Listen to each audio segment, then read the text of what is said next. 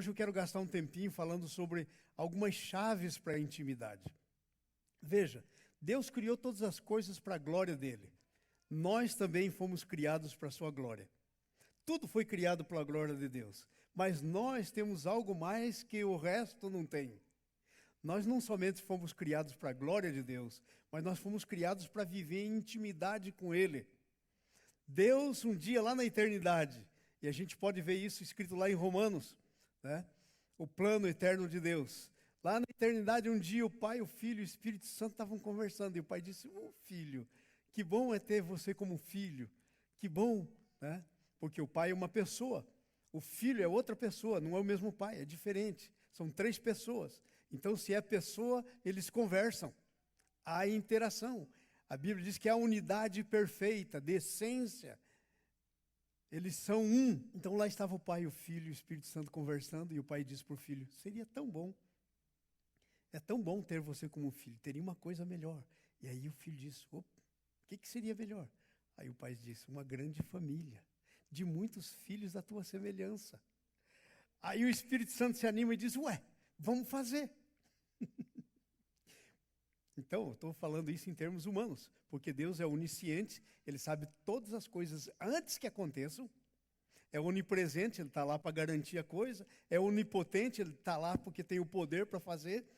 Então, estou imaginando essa conversa em termos humanos. Então, lá estão os 3 conversando, e aí, então, o Espírito Santo diz: vamos fazer. E aí, então, o Pai diz: para a gente ter uma família de muitos filhos, semelhante a você, nós temos que criar pessoas. E criar pessoas é um problema. Porque pessoa tem uma coisa que não pode deixar de ter. Uma coisa chamada livre-arbítrio. Poder de decisão. E como Deus sabe todas as coisas, Ele disse: olha lá, nós vamos criar o Adão e Eva, pôr no paraíso, e veja o que vai acontecer. Nós vamos colocar lá a árvore da vida, a árvore do conhecimento do bem e do mal. A árvore da vida é para ele comer e receber a nossa vida nele, para ser filho. Porque eu quero filho, não quero só criatura. Eu quero filho. Porque eu posso ordenar as minhas criaturas, mas os meus filhos eu posso ter intimidade. E então eles vamos pôr para comer da árvore da vida, mas veja lá o que eles vão fazer. Eles vão comer da árvore que o Satanás vai falar para eles. E eles vão receber. Essas 2 árvores eram símbolos de 2 naturezas. Então eles vão receber a natureza de Satanás. Olha só que problema. Mas o Espírito Santo, ele estava tão concentrado em querer ver uma grande família, para ele poder interagir com a família, que ele diz assim: mas que tal se... E como Jesus é Deus, né? Antes da encarnação ele era filho, ele já existia, né? E ele sabe todas as coisas, porque ele é Deus, ele é onisciente. Ele falou: sobrou para mim. E o que é que sobrou para mim? O Espírito Santo estava sugerindo que eles então poderiam criar o ser humano como pessoa, e eles já sabiam de antemão, nada pegou Deus de surpresa, que eles iam pecar. E aí então o Espírito estava dizendo: mas que tal se então você, filho, se faz carne? Como um deles, nasce de uma virgem, vai lá, vive tudinho, e você se torna o segundo Adão, porque o primeiro Adão se corrompeu, esse vaso quebrou. E aí, eu me encarrego de atrair todo mundo para você, e aquele que te receber, se torna filho. Come da árvore da vida. Jesus disse: eu sou o caminho, a verdade e a vida. Jesus disse: eu sou a videira verdadeira. Essa árvore do jardim era um símbolo da pessoa dele. Se tivesse comido da árvore da vida no jardim, teria se tornado filho de Deus lá no jardim. Aí o filho pensa e diz: esse negócio vai ser duro, hein? É ruim, hein? Já pensou em tomar todos os pecados daquele cara lá chamado João Carlos? Tem muito João por aí, vamos especificar, né? Esse aqui que eu vos falo. Esse camarada é terrível. Já pensou eu que nunca tive pecado, ter que tomar o pecado dele sobre mim? Já pensou que eu vou ter que sofrer o juízo que era dele, cair sobre mim? Coroa de espinho na minha cabeça, chicotada, cruz, pregos nas mãos, nos pés. Já pensou que coisa terrível? Mas aí ele pensa, bom, mas no fim vai valer a pena. No fim vai valer a pena. Está escrito lá em Isaías 53, que ele disse que ele verá o penoso fruto do trabalho da sua alma e ficará satisfeito. Isaías 53, está escrito isso. Ele falou, mas vai valer a pena. Ok, eu topo. Então Deus mandou bala no seu plano. Criou Adão e Eva, pôs lá, eles pecaram, né? Aí a salvação de Jesus já era conhecida. Se você ler Pedro, está escrito lá que o sangue de Jesus foi conhecido antes da fundação do mundo, não antes da criação de Adão e Eva, antes da fundação do mundo. Quer dizer que nos propósitos de Deus, Deus já sabia e o plano eterno incluía o sangue de Jesus. Então, aí Deus foi trazendo as pessoas a Ele, desde o comecinho. E os primeiros que Deus levou a Ele, quem foi? Adão e Eva. Adão e Eva fizeram aquela bobagem lá no jardim, pecaram, e aí o que foi que aconteceu? Deus veio falar com eles. E eles, quando pecaram, tiveram consciência do bem e do mal. Só que teve uma coisa que o diabo não disse para eles, que eles ficariam escravos do mal. Eles nunca iam poder fazer o bem.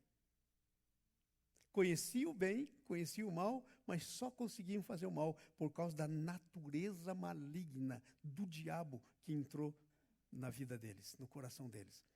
Aí então, quando eles viram que estava nu, fizeram folha de figueiras e começaram, só tinha os dois. E Deus vinha lá sempre conversar com eles.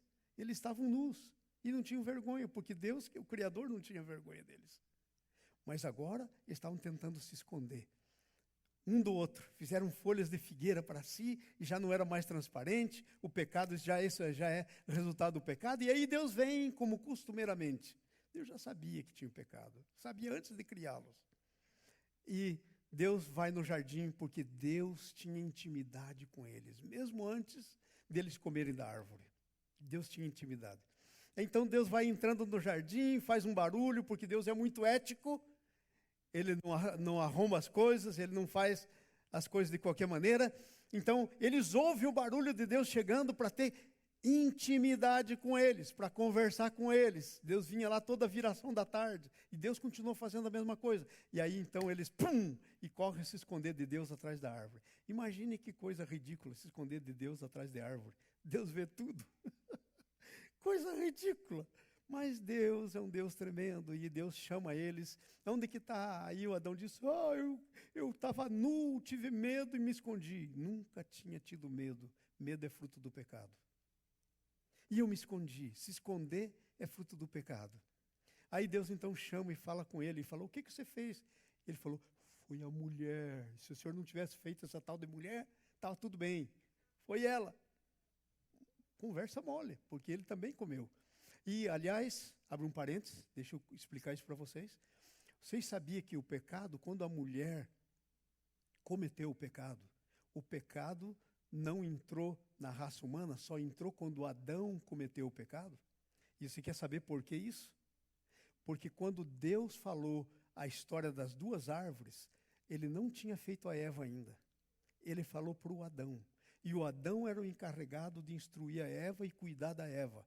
Não sei aonde que ele estava quando o diabo veio falar com Eva e ele deixou ela sozinha. Por isso que o pecado se consumou quando o Adão comeu, porque ele era o cabeça.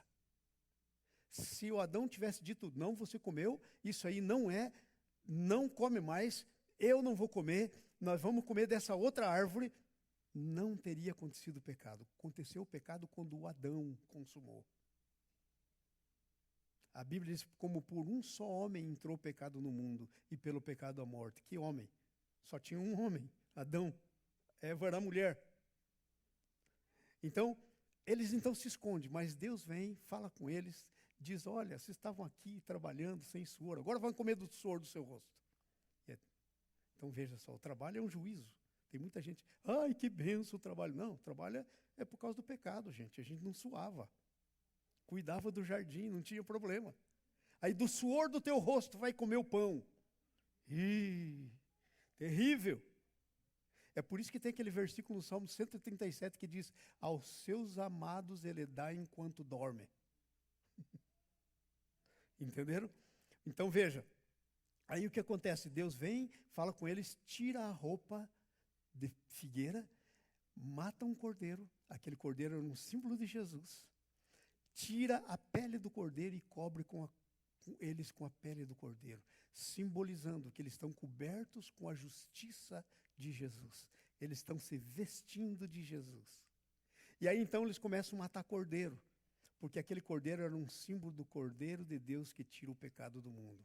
Quando Jesus veio, João Batista disse: eis o Cordeiro de Deus que tira o pecado do mundo. Então, desde o Adão, todos que foram salvos pelo Cordeiro de Deus que tira o pecado do mundo. E aí então Deus começa a restaurar a intimidade. Então, só que agora havia todo um ritual para entrar em intimidade. Antes a intimidade era direta. Mas agora, por causa do pecado, teve que ter um ritual, a morte de um cordeiro. Havia todo um ritual para entrar em intimidade. Entenderam? Então, Deus ainda continua tendo intimidade. E não pense que não foi grande a intimidade que o pessoal do Velho Testamento teve. Teve um carinha chamado Enoque, por exemplo, que o bichinho andava tanto com Deus, mas andava tanto com Deus, que Deus falou: ó, não posso mais deixar o Enoque aí. Vou levar comigo. Arrebatou Enoque. Procuraram Enoque. Onde é que está Enoque? Deus levou. Muita gente no Antigo Testamento andou com Deus. Abel era um garoto que andava com Deus. Morreu ainda bem jovem. Foi morto pelo seu irmão que não andava com Deus. Então, a intimidade foi quebrada, mas Jesus restaurou a intimidade. Agora, por Jesus, nós temos a restauração da intimidade com Deus. Nós podemos ser íntimos com Deus. E sabe, amados, hoje nós estamos num tempo em que, presta bem atenção nisso, isso é ensino. Meu dom é de mestre, então aguente aí o ensino. Presta atenção, ó. Tem muita gente que pensa que Deus tem dois planos de salvação, um para o Velho Testamento e outro para o Novo. Inclusive pastores por aí pensam isso. Se você perguntar para muitos pastores como é que o pessoal do Velho Testamento se salvava, e isso se der uma dicasinha de ser antes de Jesus, lá no Velho Testamento, sabe qual é a resposta que muitos vão dar? Pela lei. Nunca ninguém se salvou pela lei. Sempre foi pelo Cordeiro que tira o pecado do mundo. Deus nunca teve dois planos de salvação. Mas o plano da salvação de Deus, ele é progressivo na revelação. O mesmo sangue que nos salvou Abel, o primeiro que morreu. Não teve outro sangue. A mesma fé que se toma posse da salvação foi a fé que o Abel teve. Por isso que o Hebreus 11 diz que ele é um herói da fé. O plano da salvação é pela graça, por meio da fé. Por meio da pessoa de Jesus, a propiciação do sangue, o pagamento que ele fez pelo seu sangue, e nós, pela fé, com base na graça de Deus, recebemos. Agora, a revelação desse plano é progressiva. O plano não é progressivo, ele é o mesmo por sempre. Mas o conhecimento, a revelação é progressiva. Hoje nós não matamos mais cordeiro. Por quê? Porque progressivamente já sabemos que cordeiro era um símbolo de Jesus, já morreu. Não matamos mais. Hoje nós sabemos que Deus, de primeiro tinha um templo lá, simbolizando coisas. Eles faziam era um negócio bem grande, assim, tipo de uma cabanona grande, para adorar o Senhor. Nós sabemos que hoje nós somos o templo. Deus não habita em templos feitos por mão de homens. Aquilo era um símbolo. Então a revelação é progressiva. E nós já estamos nesse tempo. E te conto mais, hein? Tem coisas que a gente ainda não sabe, porque não veio o tempo ainda, não foi revelado. Coisas no Apocalipse, por exemplo, que a gente não sabe. Mas quando vier o tempo certo, a revelação chegar, o pessoal vai entender. Talvez a gente já não esteja mais aqui, já esteja com Jesus. Então veja, a revelação diz para nós que Deus criou você para a intimidade. É muito mais do que para a glória de Deus. É para ter intimidade com Ele. A maior coisa da minha vida, da sua vida, seria o exercício da intimidade com o nosso Deus. Porque essa é a razão principal pela qual Ele nos criou. Você pode perder tudo, mas nunca vai poder perder a intimidade. Essa Deus não quer que você perca. E agora quero dizer uma coisa que eu sempre digo. Deus não tem filhos de segunda categoria, no sentido de que o mesmo preço para a minha salvação, para a sua salvação, o mesmo caminho para que eu volte ao Pai, é o mesmo para mim e para vocês. Mesmo preço, porque para Deus não tem pecadinho e pecadão. Então, em termos do sacrifício, não existe filho de segunda categoria, mas eu já disse o outro lado da moeda para vocês esses dias. Né? Em termos do nosso posicionamento. Tem gente que pode ser igual ao garoto que foi arrebatado no Velho Testamento, o Enoque, e tem gente que pode ser igual o Caim, que nunca se chega a Deus. Porque é a decisão, pessoal. Então, na questão da intimidade, eu e você decidimos o que nós vamos ter de intimidade com Deus. É nossa obrigação cuidar disso. Porque a parte que Deus tinha que fazer, Ele já fez e fez bem feita. Fez perfeito. Agora, eu e você, nós temos que nos posicionarmos para uma vida de intimidade. E hoje eu quero falar com vocês sobre isso. Quero falar 3 chaves que nos ajudam a nos posicionarmos para a intimidade. Chaves é uma coisa que você abre. Então, são 3 chaves que abrem a porta para a gente entrar na intimidade com Deus. Vamos ver isso? A primeira chave, eu quero ver lá no Velho Testamento. Abram aí a Bíblia de vocês em Êxodos, capítulo 33. Segundo livro da Bíblia, Êxodo 33. Nós vamos ler do versículo 7 em diante. Êxodo 33, 7 até 11. Essa é a primeira chave da intimidade. Escute lá qual que é. Lembra que no começo eu disse não tinha essas coisas que a gente tinha que fazer, mas hoje tem, porque nós somos responsáveis. 33, do 11 a 17. Diz assim: Falava o Senhor a Moisés face a face. O que é isso? Intimidade. Diga assim comigo, Moisés tinha intimidade. Falava com Deus, face a face. E sabe que Deus é esse que está falando aí? Jesus, o Filho, antes da encarnação. Isso se chama, na teologia, teofania, que é a aparição de Jesus antes de que ele se encarnasse. Ele já existia. E Jesus disse, ninguém jamais viu a Deus. O Filho que está no seio do Pai é que revelou. Então, esse Deus aí era Jesus, antes da encarnação dele. Então, Moisés falava com Jesus face a face. E sabe, você foi criado para intimidade. Você pode dizer, puxa, pastor, mas que tal falar a Deus com face a face? Vou dizer, você ainda tem uma coisa melhor do que isso aí. Porque esse Deus que o Moisés falava face a face, está dentro de você. Ele habita em você. Ele tá dentro de você. Você é a morada dele. Você é a casa dele. Ele está lá dentro. Agora, como é que você hospeda ele? Como é que eu hospedo ele? Esse é o caso. Esse aí é o problema. Mas ele é muito melhor do que o Moisés. Porque ele está dentro. Amém? Então falava o Senhor com Moisés face a face, como qualquer fala ao seu amigo. Amados, a Bíblia diz, Jesus falou para nós, já não vos chamo servos, tenho vos chamado amigos. Agora, tem muita gente que pensa, não, eu sou amigo, então não tenho que mais fazer mais nada. Epa, a primeira coisa para você se tornar amigo é você ser servo. Sabe qual que é a característica de um amigo? Vou te contar. Qual é a característica? Talu, sabe o que uma amiga faz? Qual é a grande característica que vai definir a sua melhor amiga?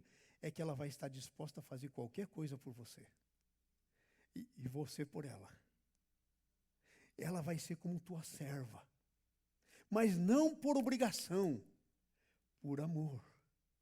Mas então, antes de você ser amigo, você funciona como as características de um servo feito por amor, não por obrigação, é que te leva à amizade. Resulta na amizade. Não há amizade sem você estar disposto a servir, sem você estar disposto a dar tudo. Ok? Então ele falava como seu amigo. Levanta a sua mão assim comigo e diga, eu sou amigo de Deus. E você é mesmo. Levanta aí e diga outra vez, eu sou amigo. Sou amigo de Deus. É importante você dizer isso, porque essa é a verdade. Quando você proclama isso, você está lembrando você mesmo. Que você é. Você já foi feito. Jesus já vive em você. Agora, essa outra coisa não diga não. Porque isso é só com você e ele. Como é que você está hospedando o seu amigo? O que é que você está disposto a fazer para o seu amigo? Até onde você vai na sua amizade? Aí já é coisa pessoal. Aí a gente define. Então diz a Bíblia aí, Moisés falava face a face como seu amigo. Voltava Moisés para o arraial, porém o moço Josué, seu servidor, filho de Nun, não se apartava da tenda. Então a primeira coisa que eu quero falar para vocês hoje é a chave chamada tenda da congregação. E sabe qual que é a tenda da congregação? Lá no Velho Testamento, era uma tenda mesmo. Eles botavam fora do arraial, fora das casas deles, eles faziam uma outra tenda. Moisés saía do meio do arraial e o povo se levantava, ficava olhando Moisés nas costas, Moisés entrava na tenda e a glória de Deus baixava na tenda. Agora veja, a tenda da congregação hoje é a igreja. É você, eu. Quando estamos juntos, fazemos uma tenda. Quando estamos separados, não é tenda. Mas quando nós estamos como hoje, juntos aqui é uma tenda. Essa é a tenda da congregação. Por que você pensa que Jesus diz, quando 2 ou mais se reunirem em meu nome, 2 ou mais se reunirem no meu nome, eu estarei ali com eles. Então a tenda da congregação é a reunião da igreja. É a reunião do corpo. É o todo. Então, hoje tem tendas da congregação, porque aqui nos Estados Unidos, esse horário é o horário das igrejas, né? Então, tem tenda da congregação espalhado por aí, por tudo que é lugar. Tenda da congregação. Então, a primeira chave é a tenda da congregação. Presta atenção nisso. Tem muita gente que pensa assim, não, pastor, eu posso ser crente sozinho. Ah, é? A Bíblia diz que nós somos um corpo. Cada um é um membro. Você já imaginou se agora que você visse a minha mão se destacar do corpo e sair andando sozinho assim? Isso seria um fantasma, seria uma coisa de louco.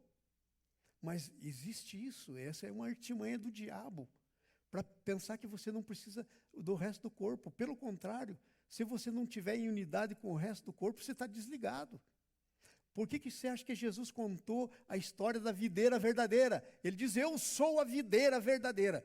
Quando diz, eu sou a videira verdadeira, sabe o que Jesus está dizendo? Eu sou tudo. Eu sou a raiz, eu sou o tronco, eu sou os galhos, eu sou o fruto, eu sou as folhas, eu sou a videira verdadeira. Sabe por quê? Porque Jesus quer ser tudo em você. Não sou mais eu que vivo, mas é Ele que vive em mim. E ele diz, vós sois os ramos. Todo ramo que está em mim e não der fruto, corta. Não há comunhão com a videira. Não há comunhão de propósito. Por que a videira solta um galho? Para dar cachos de uva. Sabe, lá no sul eu aprendi, tinha um tio meu que tinha um parreiral muito grande. E ele gostava de podar. E na época da poda, uma vez eu estava lá e falei, mas como é que o senhor sabe aí qual que é o galho? Ele falou, é simples, é só olhar o galho ladrão. Galho ladrão? O que é o galho ladrão? É um que sai bonito, vai longe, mas não produz fruto nenhum. Só serve para chupar o sangue da videira, ele disse. Eu falei, é esse galho então que Jesus disse que o Pai corta, porque ele é o agricultor. Todo ramo que está em mim não der fruto, ele corta. Por quê? Porque é falta de intimidade. Está ali só para absorver, só para pegar o que quer, só para usar a videira para o seu propósito. Muito bonito em si mesmo, não dá fruto. Então, amados, não há intimidade. Então, nós como um todos temos que ter intimidade, e a primeira chave é a congregação, é o corpo, somos nós todos. Então, Deixa eu só dizer uma coisa para vocês, irmãos. Nós vamos entrar numa era, estamos entrando, já estamos, está começando, vai ficar pior, numa era muito complicada, em que as pessoas vão pensar que vão ser igrejas pela televisão, assistindo culto. Agora fala para mim, cadê a comunhão? Cadê o abraço? Cadê a intimidade? Nós estamos falando hoje aqui de intimidade. Cadê a intimidade? Ah, não, pastor, mas eu estou vendo. Você está ouvindo as palavras, você está ouvindo o conceito. Mas cadê aquele abraço do irmão? Cadê aquele serviço do irmão que você está vendo na televisão para a tua vida, quando você precisa? Cadê o teu serviço para ele, quando ele precisa? Por isso o corpo, irmãos, é a tenda da congregação. A primeira chave da intimidade é a tenda da congregação. Porque Deus, no seu todo, Ele habita em todos nós. O corpo. A unidade. Amém? Então, a tenda da congregação. Veja, a tenda ficava fora do arraial. O que quer dizer isso? Ah, não, pastor, mas eu faço oração em casa. Ótimo, tem que fazer oração em casa. Ah, não, pastor, mas eu adoro em casa. Ótimo, tem que adorar em casa e em todo lugar que você está. Ah, não, pastor, mas eu leio a palavra. Ótimo, leia a palavra em casa. Mas tem o teu corpo com quem você tem que se reunir para adorar. É aí que você está completo. É aí que você está completo. Então a tenda da congregação ficava fora do arraial. O Moisés tinha que sair da sua tendinha e caminhar lá fora. Por que você acha que você saiu da sua casa, que é a sua tendinha lá, e veio aqui? Isso tem sentido. Mas o inimigo tem um propósito, matar isso aqui. Porque ele destrói uma chave da intimidade. Sabe o que nós estamos vivendo hoje? A geração hoje, por exemplo, eu vejo o meu neto, Lucas, que tem 14 anos, e eu estou preocupadíssimo. Porque há toda uma geração que tem telefone que pode ligar e conversar com alguém, mas manda texto. Impessoal. Manda um texto. Então, um está aqui, outro está lá, e estão conectados, jogando o mesmo joguinho, tudo eletrônico. Não há intimidade. Não há relacionamentos, porque não pode haver intimidade sem relacionamentos.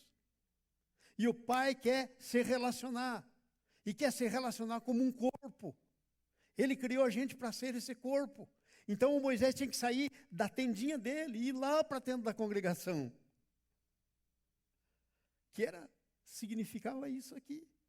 A igreja, nós somos a tenda da congregação. Que coisa tremenda. Agora veja o que diz o versículo, a segunda parte do versículo, onde que eu estou lendo aqui, 33, 7. Veja a segunda parte do versículo 7. Ora, Moisés costumava tomar a tenda e armá-la para si, bem longe do arraial. E chamava a tenda da congregação. Todo aquele, presta atenção, diz que Moisés armava para si. Mas o que diz aí? E todo aquele que buscava o Senhor, era só para Moisés? Não, o texto diz que não. É para todo aquele que queria buscar. Então, se você estava lá, o que você tinha que fazer? Sair da sua tendinha e ir lá para a tenda da congregação, buscar o Senhor. Fazer exatamente o que você está fazendo aqui hoje. Aquilo era uma figura, um tipo. E quando alguém fazia isso, a presença de Deus vinha na tenda. Porque aquela tenda era símbolo disso aqui. Quando você vem para cá, a presença de Deus vem aqui.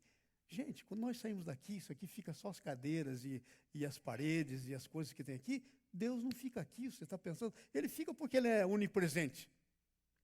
Mas Ele não fica aqui no sentido de comunhão. Não é aquela ideia que teu Deus fica numa caixinha, como eu aprendi quando era criança. Uma caixinha e fica lá um negócio vermelhinho aceso, dizendo que Deus está ali, dentro da caixa. Não, você é a casa de Deus. Onde você vai, Ele vai. Depois, quando você se encontra com o resto, faz uma tenda da congregação e a presença de Deus vem. Quero dizer para você, talvez você veio para cá e, assim, psicologicamente, na tua mente, no teu coração, você não está lá muito bem.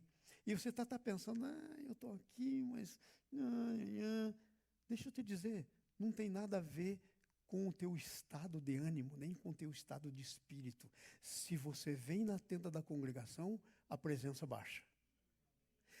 Ainda que você não esteja sentindo, Deus está aqui. Ainda que você não esteja sentindo, Deus está tocando em você, porque não é por sentimento. E tem mais, não é na sua mente, não é na sua alma. Eu tenho que dizer isso, irmãos. Sabe qual é o problema da igreja hoje? É uma igreja almática, só na alma. Sabe o que é que está na alma? Sabe o que é a alma? É nossa vontade, nossa razão, nosso intelecto, nossas emoções. Isso é a alma. Mas a comunhão com Deus é no Espírito. É no Espírito. E do Espírito ele tem que dominar nossa alma. Mas quando nós andamos dominados pela alma, a gente abafa o Espírito Santo. Por isso que o Efésios diz, não apagueis o Espírito Santo. Não apagueis o Espírito Santo. É por isso. Temos que deixar de ser almáticos. Ai, pastor, eu não estou sentindo, não interessa o que você está sentindo. A palavra de Deus diz que você entrar na tenda da congregação, a presença baixa. Ou a gente crê nisso, ou vamos rasgar essa página. Porque daí, para que ler isso, se não é verdade? É verdade. O problema não está em Deus, está na gente. Entenderam? Que coisa tremenda. Então diz, todo aquele que buscava o Senhor, saía à tenda da revelação que estava fora do arraial. Então, você está fazendo aqui hoje o quê? Você veio buscar o Senhor. E vou dizer para você, sinta ou não sinta, Ele está aqui. E tem mais. Você volta com os teus problemas, entrou com os teus problemas aqui, e pode voltar se você quiser. Porque senão você pode deixar os pés dele. Bater um papinho com ele e dizer, Senhor, eu vim aqui, a coisa não está muito boa para mim, Senhor, está acontecendo isso. Mas o Senhor é dono, o Senhor controla todas as coisas, o Senhor é Deus. E você pode sair daqui sem os teus problemas. Se você está precisando de um milagre, você pode sair daqui com um milagre. Porque aqui é a tenda da congregação e a presença está aqui. Sinta ou não sinta. Não depende de sentimento. Depende de fé. Fé não é sentimento. E fé não é um salto no escuro. Fé é na palavra de Deus. Está escrito na palavra? Creia. Ok? Que a base da nossa fé é a palavra. Então, olha só. Então, saía e armava para si, e quem queria saía lá para a tenda. E sabe, a tenda deveria ser honrada. Veja o versículo 8 do capítulo 33. Olha que coisa tremenda que diz aí. Quando Moisés saía para a tenda, fora todo o povo se erguia, cada um em pé na porta da sua tenda, e olhavam pelas costas até que Moisés entrava nela. Irmãos, essa reunião aqui, hoje em dia, está sendo abominada muitas vezes. Tem gente julgando, falando mal, mas essa reunião aqui é uma coisa que deveria ser honrada. A saída para a tenda da congregação é uma coisa... Quando Moisés saía para a tenda, todo mundo ficava olhando, e ficava em pé na porta da tenda. Até que o Moisés entrava, aí baixava uma coluna de nuvem, a Bíblia diz, na porta da tenda. E aí então o povo já entrava porque sabia que Deus estava lá. Então, sabe, todos deviam saber que quando você entra aqui na tenda da congregação, Deus está aqui. O seu vizinho devia saber, seu tio devia saber, seu filho devia saber, todo mundo devia saber. E quem quer alguma coisa de Deus, precisava naquele tempo e precisa hoje entrar na tenda. Não mudou o princípio. A tenda é uma chave porque é um princípio. E Deus não muda princípios. O princípio é o mesmo. Por isso que está escrito lá, não vos deixeis de congregar como é costume de muitos. Por quê? Porque é a tenda. Está escrito lá. Parece que é Gálatas 6, 10. Hebreus? Amém. Alguém sabe a Bíblia aí? Hebreus? Vamos lá. Aonde que está em Hebreus? 10, 25? Eu quero achar esse versículo. Não vos deixeis de congregar. Porque às vezes a gente pensa, não, pastor, mas hoje... A Bíblia diz, não deixeis. Desde quando isso é uma opção? Aí, está aí, né? Não, o que diz aí? Abandonando a nossa congregação, como é costume de algum, antes a demonstrando uns aos outros. Tanto mais quando vedes que vai se aproximando o dia da volta de Jesus. Que é isso que quer dizer isso aí. Entenderam? Então a tenda da congregação é um negócio tremendo, irmãos. Tremendo. Você está aqui hoje e precisa de um milagre? Eu estou sentindo que Deus quer fazer alguns milagres aqui hoje. Se você precisa de um milagre, eu quero fazer um desafio para você. Você está na tenda da congregação. Aqui é o lugar para o milagre acontecer. Aqui é o lugar em que Deus está aqui falando com você. Você pode receber o que você precisa. Em nome de Jesus, amém? Deus não vem no arraial, mas encontra a pessoa na tenda. Deus não vinha no arraial, gente. A tenda estava lá fora, Deus vinha na tenda. Então, qual que é o nosso arraial? É esse, quando se sair daqui, cada um para sua casa. Deus quer encontrar com o povo dele como um corpo aqui. Claro que ele vai estar lá na casa também, mas vai aqui de maneira especial. A tenda é uma chave. Amém? Versículo 10. O povo via e adorava, porém só falava com Deus quando ia na tenda. Veja o versículo 10. Olha o que está escrito aí. Todo o povo via a coluna de nuvem que se detinha à porta da tenda, e todo o povo se levantava e cada um à porta da sua tenda adorava ao Senhor. Quando é que o Senhor pode ser adorado? Quando ele vem na tenda. O povo se levantava, Moisés entrava na tenda, vinha a presença, aí o povo adorava. Amém? Isso é um princípio. Isso é um princípio, é por isso que nós adoramos aqui, como tenda da congregação. Aleluia! É na tenda que estabelecemos a nossa amizade com Deus. Veja o versículo 11. Falava Moisés face a face, como fala com seu amigo. Sabe, a amizade com Deus é estabelecida na tenda. É aqui a amizade com Deus. Você está no lugar certo para desfrutar da amizade com Deus. Agora, por exemplo, você está desfrutando da palavra dele.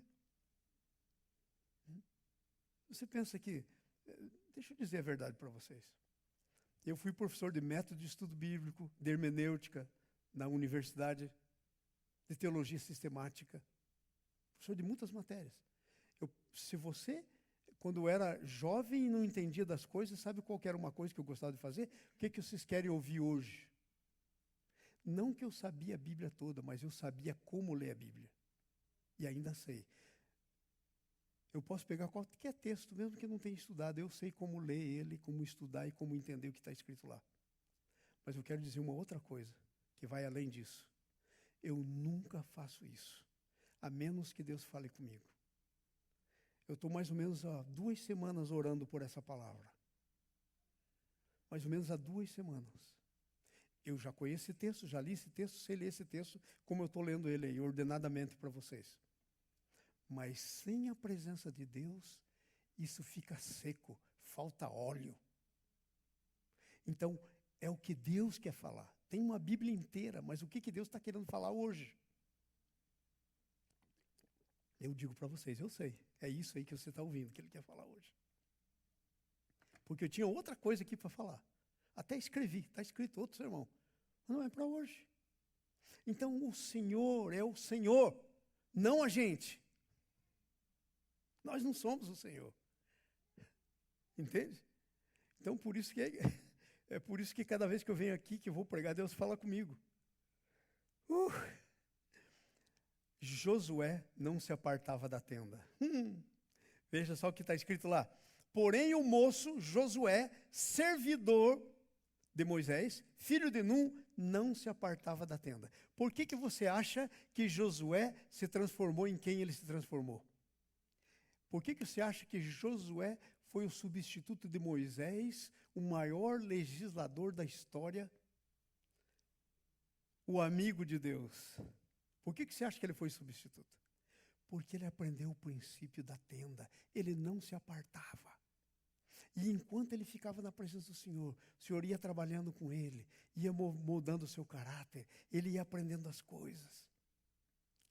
A fé dele ia aumentando. E aí, quando eles saíram lá, aquele texto que eles saíram para olhar a terra, saíram em 12, um de cada tribo, e aí eles voltam, 10 deles disseram, não podemos entrar. O Josué disse, podemos. O Josué é o Caleb. O Josué disse, podemos sim. Deus colocou esse povo na nossa mão. Eles vão ser como pão. Nós vamos comer como pão. Está lá escrito em Números 14, essa história. Que tremendo. Vocês entenderam isso? É por isso que Josué foi quem foi. Porque amava a tenda. Porque não se apartava da tenda. Aleluia. Essa é uma das chaves. A segunda chave é a chave da adoração. Sabe, você foi criado para intimidade. E toda intimidade com Deus, diga comigo, toda intimidade com Deus. Não, tá fraco, vamos falar alto, gente. Não tenha medo. Toda intimidade com Deus termina em adoração. Yeah! Toda intimidade com Deus te leva à adoração. Porque a intimidade te leva ao conhecimento. E você adora a Deus pelo que Ele é. Quanto mais você conhece Ele, há uma unção aqui em cima. Quanto mais você conhece Ele, mais você o adora. Em espírito e em verdade. Em espírito e em verdade, te adoramos, te adoramos. De novo. Em espírito e em verdade, te adoramos, te adoramos. Rei dos reis e Senhor, te entregamos nosso viver. É adoração. Isso.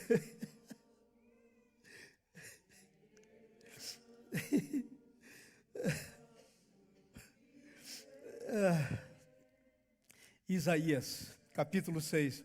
Para te ajudar, foi que eu nasci. Isaías, capítulo 6. Coloca para a gente. Versículo 1 em diante. Adoração. Nós fomos feitos para isso. Para adoração. Amados, eu tenho um problema. Eu lembro que nunca foi assim a minha vida, mas um dia eu estava num lugar plantando uma igreja. Eu era muito jovem ainda. Eu estava plantando uma igreja num lugar chamado Nazareno, em Minas Gerais, pertinho de São João del Rei. A gente estava plantando uma igreja, não tinha igreja evangélica lá. E a gente estava plantando uma igreja e um amigo nosso chamado Geraldão, ele era um holandês, ele ia assumir a igreja. A gente foi lá para plantar a igreja para ele. Estavam uns 40 jovens, mais ou menos, e eu como líder deles. E eu nunca tinha tido uma experiência profunda com Deus. Eu conhecia Deus, amava a Deus, nunca tinha tido uma experiência profunda com Deus. Num daqueles dias lá, o Senhor veio sobre mim, eu fui batizado no Espírito Santo. E aconteceu uma coisa tremenda. Quando o Senhor veio sobre mim e me batizou com o Espírito Santo, eu comecei a rir. Ri tanto que eu não conseguia parar de rir. E eu ria, e eu ria, e eu ria.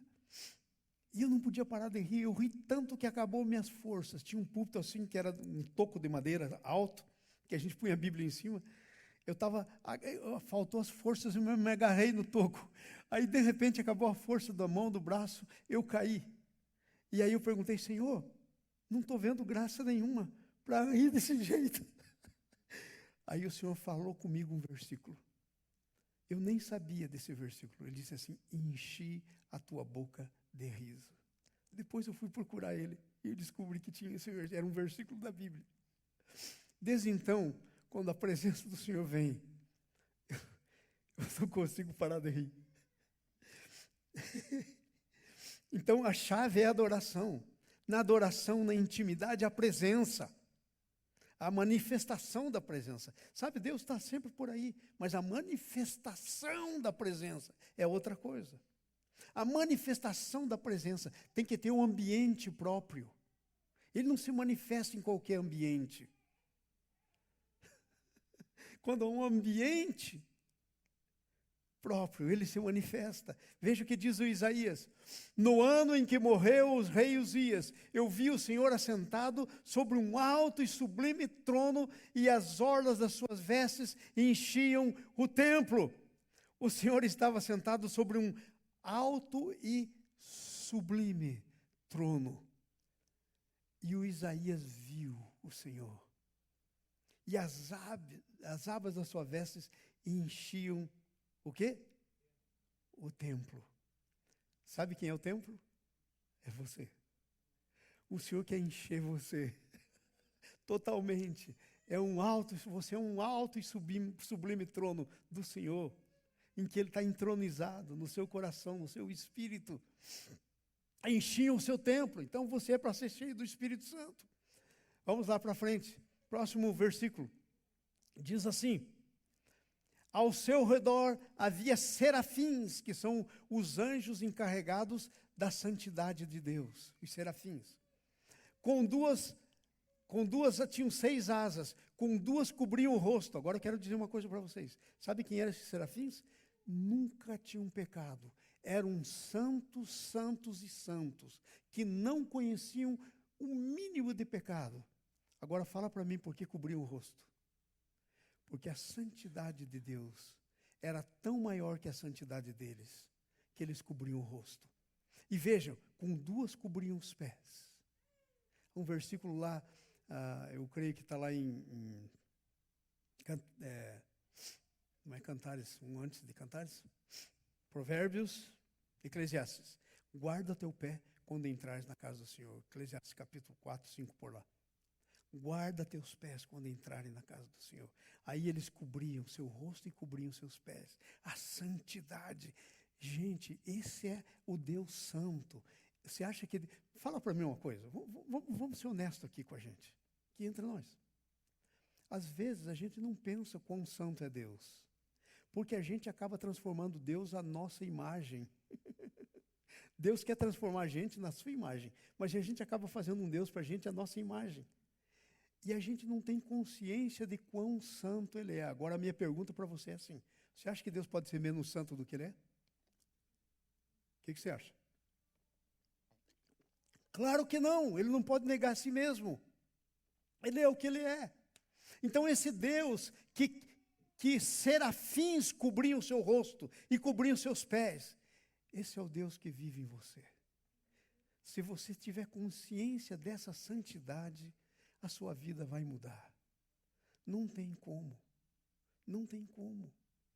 Então eles viram a sua santidade. Versículo 2, vai para o 3. Veja o que tinha mais aí. E clamavam uns para os outros dizendo: Santo, Santo, Santo, através das asas, seu rosto coberto. E eles diziam: Santo, Santo, Santo, é o Senhor dos exércitos. A terra está cheia da sua glória. Veja que não diz da sua santidade, diz da sua glória. A glória de Deus é uma coisa, a santidade é outra. A santidade é o que está em você. A glória de Deus é o que Deus manifesta, o que Ele faz. Entenderam? Então, esse é o Deus que habita em mim, que habita em você. Esse Deus santo. Nós precisamos, amados, para termos intimidades com Deus, temos que ter uma visão da santidade dEle. Essa é outra chave. A primeira chave é a tenda da congregação. Mas a segunda chave é a santidade de Deus que nós temos que ver. É a adoração. E quando você adora, veja o que acontece. Quando há santidade, é adoração. Porque a adoração leva à santidade, a santidade leva à adoração, vice-versa. Uma coisa não há sem a outra. Que coisa tremenda isso. Agora veja o versículo 4. Vai para nós lá. E as bases do limiar se moveram à voz do que clamava, e a casa se encheu de fumaça. E sabe o que é isso? Uma visão do juízo de Deus, onde é a santidade e a juízo. Se moveu, tremeu. Eu lembro, pensando na oração que Salomão fez. Ele disse: Senhor, vou construir um templo para ti. Mas, Senhor, que templo eu vou construir para ti? Porque o Senhor é o mundo todo, não cabe. O Senhor, como vai estar num templo? Às vezes eu fico pensando, caramba, esse Deus, Senhor do Universo, onipresente, onipotente, onisciente, vive em mim. E aí eu fico pensando, ai, quem sou eu? Quando eu penso em mim mesmo. Mas sabe, eu não sou o que eu sou em mim mesmo. Eu sou o que eu sou em Jesus.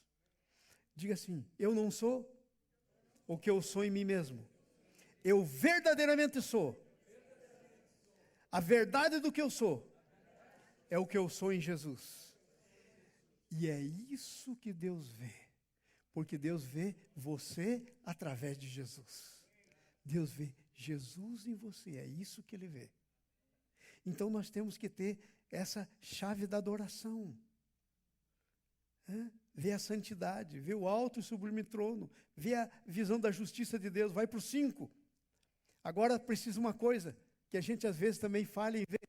Então eu disse, ai de mim, pois estou perdido, porque eu sou homem de lábios impuros e habito no meio de um povo de impuros lábios, e os meus olhos viram o Rei, o Senhor dos Exércitos. Gente, quando a gente vê a santidade de Deus, a gente diz, ai de mim.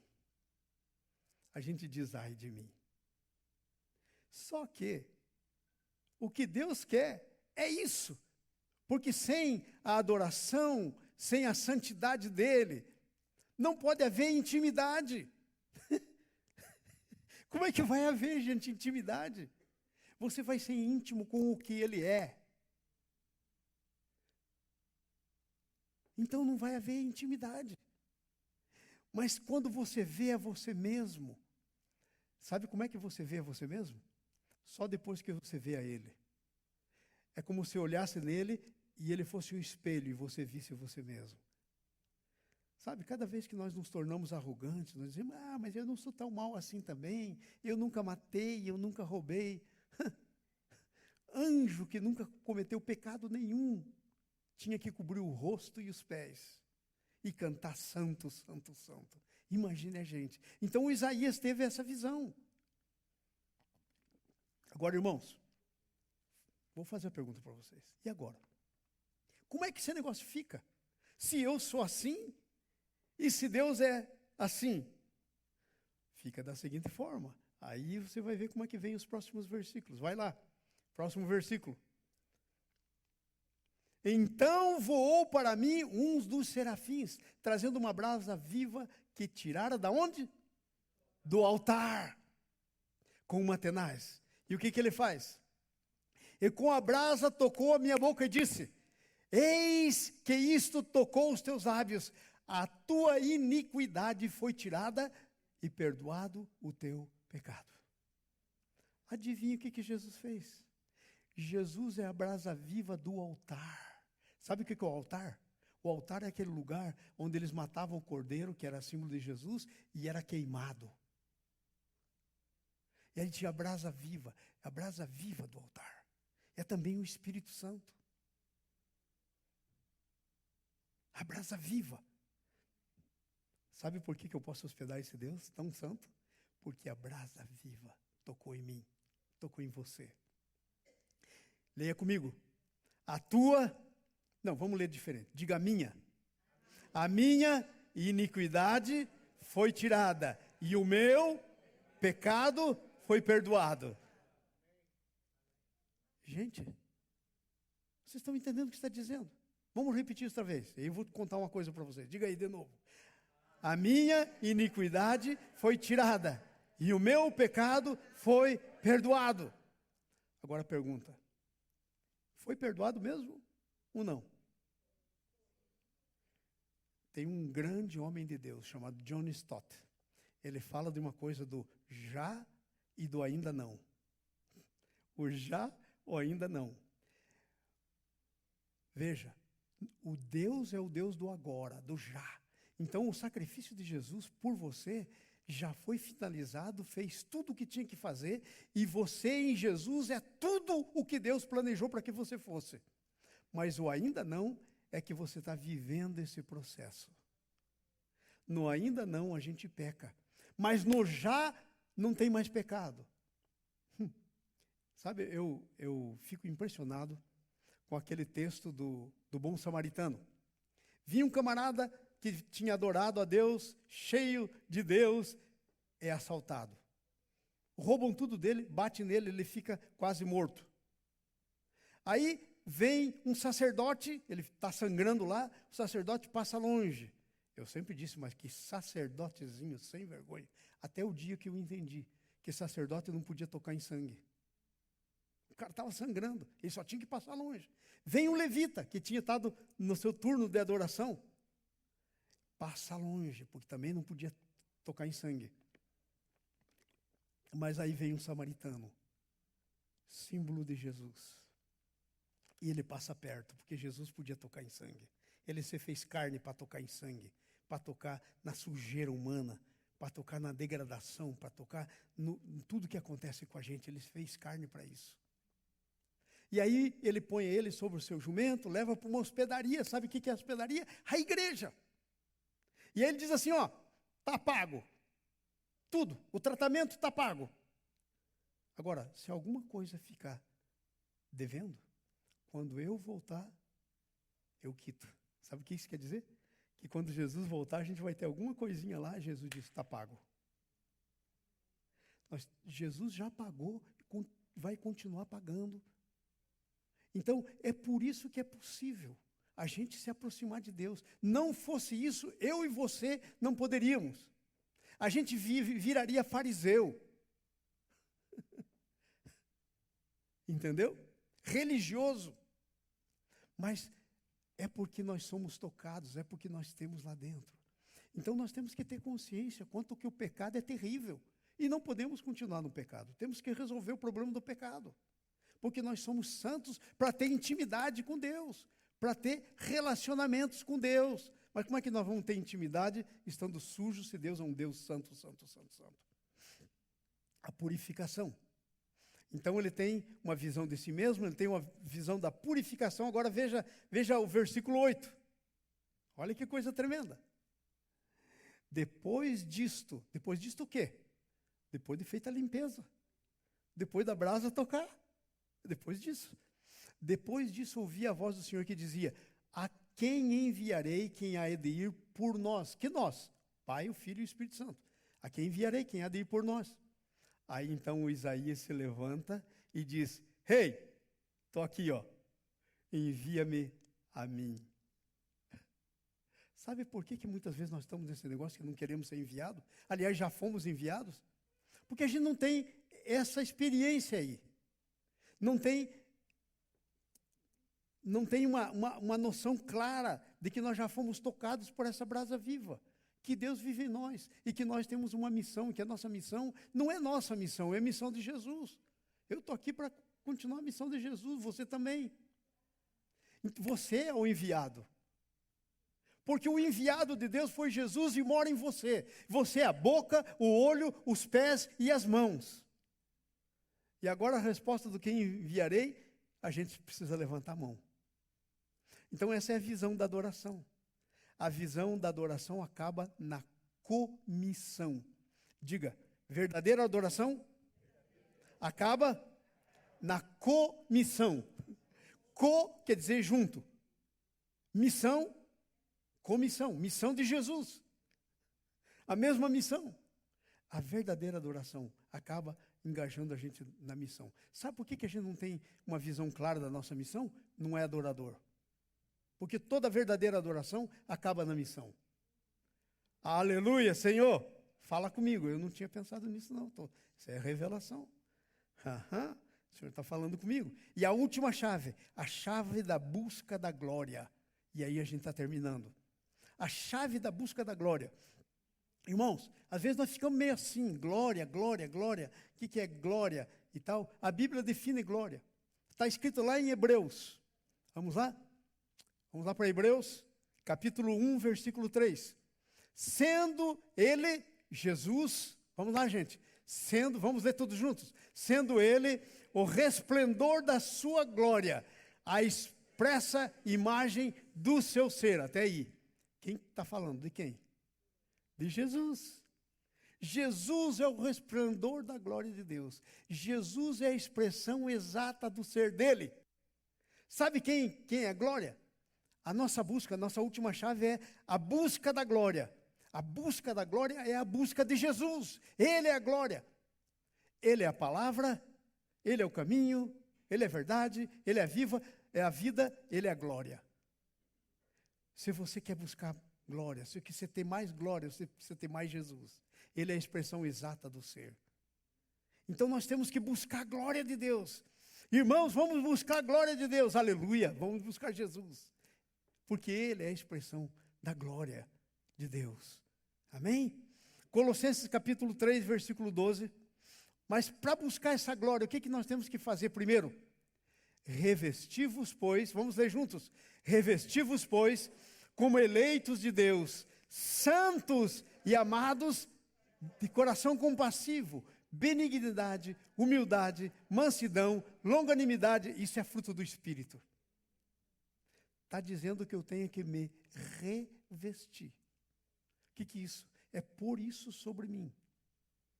Eu tenho que estar revestido. Revestimento é aquela camada de fora. Quando alguém tocar em mim, tem que tocar na longanimidade. Tem que tocar na mansidão, no domínio próprio. Que coisa. Revestivos. Sabe, para buscar a glória de Deus, nós buscamos Jesus, mas nós temos que edificar a casa para Ele. Nós somos a casa. Do que é que está revestida a nossa casa? Ai, fala comigo, Senhor. Quem toca em mim, toca em quê? Na minha ira? Toca em quê? Nós cantamos aí, aquela música que eu gosto tanto. Essa é tua casa. Não cantamos aí, né? Aquela música bonita. Essa é a tua casa. Eu sou a tua casa. Então quem toca, tem que tocar. Nós temos que edificar essa casa. Versículo 16. Aí está aí no versículo 16. No capítulo 3, versículo 16. A palavra de Cristo habite em vós ricamente, em toda sabedoria. Ensinai-vos e admoestai-vos uns aos outros. Ai, ai, ai, ai, ai. Esse é meu problema. Não se mete no meu problema. O que está dizendo aí? Não é meu problema. Nós somos um corpo. Ensinai-vos. Admoestai-vos vos. Uns aos outros, com salmos, hinos, cânticos espirituais, louvando a Deus com gratidão nos vossos corações. Não é com palavra boba, não é com palavra besta, é salmos, hinos e cânticos espirituais, com a palavra de Deus.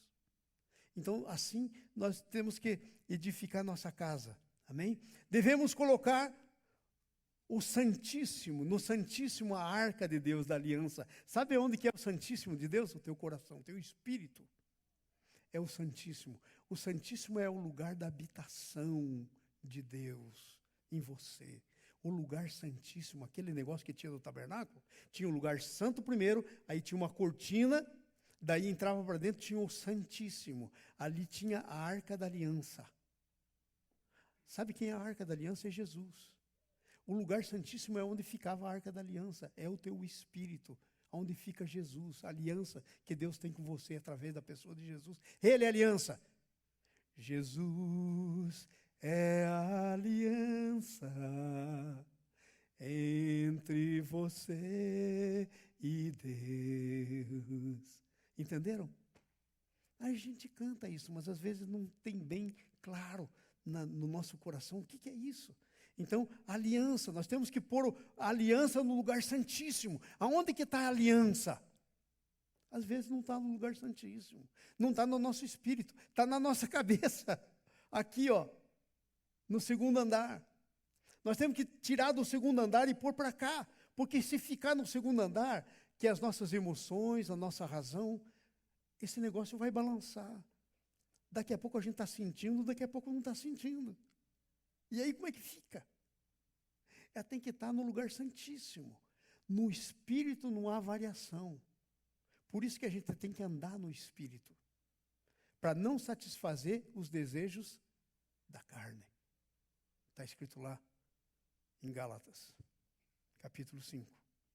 Andai no Espírito e não satisfareis.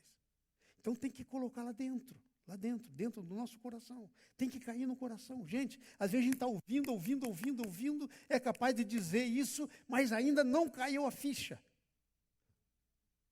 Não caiu a ficha. Não entrou no nosso espírito, está só na alma. Cristão almático, sabe tudo, está aqui na alma, aqui, mas no coração, não está. A outra coisa interessante sobre esse assunto aí, colocar a arca no lugar santíssimo, depois devemos consagrar a casa para ele. Sabe, aqui é 2 Crônicas, capítulo 7, de 1 a 6, é quando Salomão vai consagrar a casa para ele. Gente, eu não sei. Eu sei de mim. Tá? Eu já consagrei minha casa para Deus, mas por via das dúvidas eu continuo consagrando. Tem uma coisa que aconteceu comigo quando eu recebi a Jesus, eu nasci de novo. Então, por causa da alma, a alma é um negócio sério. Por causa da alma, ficava assim na cabeça aquelas coisas. Eu devo ter aceitado Jesus pelo menos umas 20 vezes. Cada vez que a palavra de Deus tocava no meu coração, eu ia para frente e aceitava. E eu pensava assim, isso não deve ser mal. Então eu vou continuar aceitando. Até que um dia Deus falou comigo. Ele falou, já te aceitei. Eu falei, opa, então não preciso mais ir para frente. Já fui aceito. Até que eu fiquei convencido do que eu tinha sido aceito. Deus já nos aceitou, mas às vezes a gente não está convencido que é aceito. E é por isso que a gente tem palavras como essa. Ai, mas por que Deus está fazendo isso contra mim? Você já foi aceito, Ele não está fazendo nada contra você. Ele pode estar trabalhando no teu caráter, mas isso é outro papo. Mas Ele não está contra você, você é aceito. A Bíblia diz que Deus corrige o filho que ama. E se está sem correção é bastardo, não é filho. Mas não é uma questão de aceitação. Já foi aceito. Amém? 2 Crônicas, então, ele começa a orar. E ele vai orando, veja. Vamos lá no segundo. Tendo Salomão acabado de orar, desceu fogo do céu, consumiu os holocaustos e os sacrifícios, e a glória do Senhor encheu a casa. Gente, é isso que Deus quer, nós temos que consagrar a casa.